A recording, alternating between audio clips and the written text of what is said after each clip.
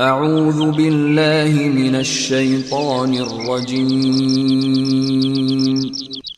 بسم الله الرحمن الرحيم.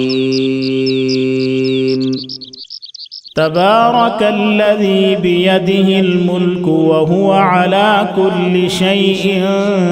قدير، الذي خلق الموت والحياة ليبلوكم أيكم أحسن عملا وهو العزيز الغفور، الذي خلق 7 سماوات طباقا ما ترى في خلق الرحمن من تفاوت فارجع البصر هل ترى من فطور ثم ارجع البصر كرتين ينقلب إليك البصر خاسئا وهو حسير، ولقد زينا السماء الدنيا بمصابيح وجعلناها رجوما للشياطين وأعتدنا لهم عذاب السعير،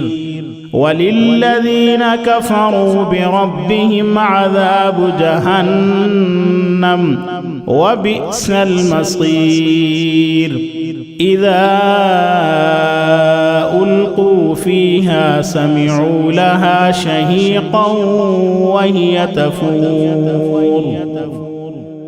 تكاد تميز من الغيظ، كلما ألقي فيها فوج سألهم خزنتها ألم يأتكم نذير، قالوا بلى قد جاءنا نذير فكذبنا وقلنا ما نزل الله من شيء إن أنتم إلا في ضلال كبير، وقالوا لو كنا نسمع أو نعقل ما كنا في أصحاب السعير، فاعترفوا بذنبهم فسحقا لأصحاب السعير. إن الذين يخشون ربهم بالغيب لهم مغفرة وأجر كبير، وأسروا قولكم أو اجهروا به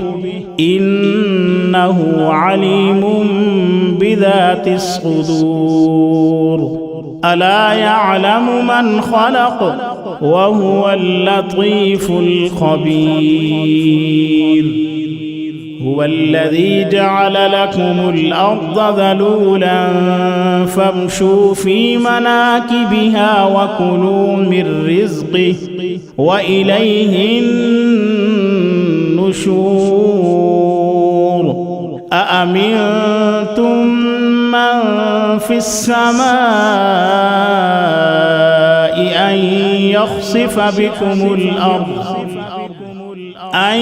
يخسف بكم الأرض فإذا هي تمور، أم أمنتم من في السماء أن يرسل عليكم حاصبا فستعلمون كيف نذير. ولقد كذب الذين من قبلهم فكيف كان نكير.